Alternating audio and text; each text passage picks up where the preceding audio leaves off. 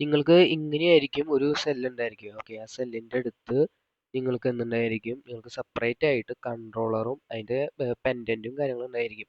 അപ്പോൾ ഓരോ ഇൻഡസ്ട്രിയിലും ഓരോ രീതിയിലായിരിക്കും. ഓക്കെ, സോ ഇതാണ് നിങ്ങളുടെ കൺട്രോളർ വരിക. സോ കൺട്രോളറിന് ഇവിടെ നിങ്ങൾക്കൊരു പവർ സ്വിച്ച് കാണാൻ പറ്റും.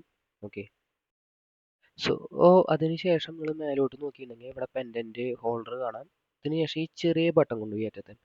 സോ ഇതാണ് നിങ്ങളുടെ പെൻഡൻറ്റ് നിങ്ങൾക്ക് കൺട്രോളറിൽ നിന്ന് റിലീസ് ചെയ്യുമ്പോൾ സ്വിച്ച് ഓണും ഓഫ് ആക്കേണ്ടത് സ്വിച്ച്. ഓക്കെ, സോ ഇത് ടേൺ ഓൺ ചെയ്തതിന് ശേഷം ഓഫ് ചെയ്തതിന് ശേഷം മാത്രമേ നിങ്ങൾക്ക് പെൻഡൻറ്റിൻ്റെ കേബിൾ നിങ്ങൾ ഊരാൻ പാടുള്ളൂ. ഓക്കെ, അതിനുശേഷം നിങ്ങൾക്ക് നിറച്ച് കീസ് കാണാം. അതുപോലെ ഞാൻ പെൻഡൻറ്റ് കാണിക്കാം. സോ ഇങ്ങനെയാണ് നമ്മുടെ പെൻഡൻറ്റ് നമ്മൾ ഹോൾഡ് ചെയ്യേണ്ടത്. ഓക്കെ, നമ്മളൊരു സൈഡിൽ കൈ പിടിക്കുക. അതിനുശേഷം ഈ ഒരു പൊസിഷനിൽ വേണം നിങ്ങൾ എന്ത് ചെയ്യേണ്ടത്, പെൻഡൻറ്റ് ഹോൾഡ് ചെയ്യാൻ.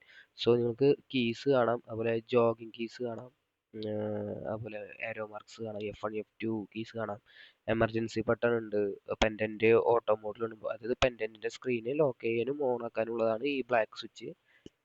ഈ റെഡ് എന്ന് പറയുന്നത് എമർജൻസി സ്വിച്ച് ആണ്. ഈ പിന്നിൽ വന്ന് യെല്ലോ ആണ് നിങ്ങളുടെ ഡെഡ്മാൻ സ്വിച്ച്. സോ നിങ്ങളുടെ 4 വിരൽ ഉപയോഗിച്ചിട്ട് വേണം ഈ ഡെഡ്മാൻ സ്വിച്ച് പ്രസ് ചെയ്യണമെങ്കിൽ. ഓക്കെ, സോ ഇത് ഇങ്ങനെയാണ് നമ്മൾ ഹോൾഡ് ചെയ്യുക. ഓക്കെ, നമ്മൾ രണ്ട് കൈ കൊണ്ടും രണ്ട് സൈഡിൽ നിന്നും പിടിച്ചിട്ട് ഹോൾഡ് ചെയ്യുന്നു. ഓക്കെ, ഇനി നിങ്ങളുടെ പെൻഡൻറ്റിൽ ഫോൾട്ട് ഒന്നും ഇല്ലെങ്കിൽ നിങ്ങൾക്ക് ഇങ്ങനെ ഒരു യെല്ലോ സിമ്പിൾ, യെല്ലോ ലൈറ്റ് ഇവിടെ ബ്ലിങ്ക് ആയി കിടക്കും. അതുപോലെ നിങ്ങൾക്ക് മെനു, സെലക്ട്, എഡിറ്റ്, ഇങ്ങനെ കുറേ ഓപ്ഷൻസ് ഇവിടെ സെലക്ട് ചെയ്യാൻ പറ്റും. ഓക്കെ, സോ ഇതാണ് ഒരു പെൻഡൻറ്റിൻ്റെ ഒരു ബേസിക്, നിങ്ങൾ എങ്ങനെയാണ് ഇത് ഹോൾഡ് ചെയ്യേണ്ടത് എന്നുള്ളൊരു പോസ്റ്റർ വരിക. ഓക്കെ, സോ നിങ്ങൾക്ക് ഈ ആരോ കീസ് ഉപയോഗിച്ച് നിങ്ങൾക്ക് ഓരോ മെനൂസ് സെലക്ട് ചെയ്യാൻ പറ്റും. അതുപോലെ തന്നെ പ്രോഗ്രാം സെലക്ട് ചെയ്യാം, പ്രോഗ്രാം ചെയ്യുക. ഇതാണ് നമ്മുടെ പ്രോഗ്രാം മെനു. സോ കണ്ടോ, ഇതുപോലെ ഒരു ലിസ്റ്റ് ഉണ്ടായിരിക്കും. അതായത് മാക്രോസ് ആണ് ഇതെല്ലാം. ഓക്കെ, സോ മാക്രോസ് എല്ലാം എങ്ങനെയാണ്, അതുപോലെ നമ്മുടെ ജോഗിങ്ങിന് വേണ്ടി ഉപയോഗിക്കുന്ന J1 J2 എല്ലാം എങ്ങനെയാണ്.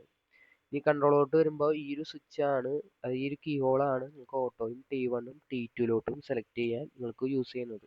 അതായത് T1 എന്ന് പറഞ്ഞാൽ ടീച്ചിങ് മോഡ്. നിങ്ങൾക്ക് T1 T2 അതുപോലെ ഓട്ടോ ഉണ്ട്. T1 എന്ന് പറഞ്ഞാൽ ടീച്ചിങ് മോഡ്, T2 എന്ന് പറഞ്ഞാൽ ടീച്ചിങ് മോഡ് തന്നെ. അത് ഓട്ടോയുടെ സ്പീഡിൽ നമുക്ക് ജോഗ് ചെയ്യാൻ പറ്റും റോബോട്ടിനെ. പിന്നെ ഓട്ടോ മോഡ്, അത് നമുക്ക് കീ വെച്ചിട്ട്, ഒരു കീ ഉണ്ടായിരിക്കും, ആ കീ വെച്ചിട്ട് ഇത് സ്വിച്ച് ചെയ്യാൻ പറ്റും. അതിനപ്പുറത്ത് നിങ്ങൾക്ക് കുറച്ച് ഇൻഡിക്കേഷൻ ലൈറ്റ്സ് കാണാൻ സാധിക്കും.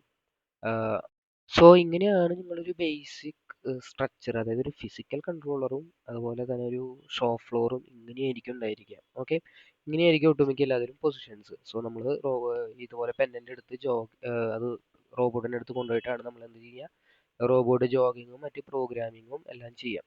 Okay, thank you.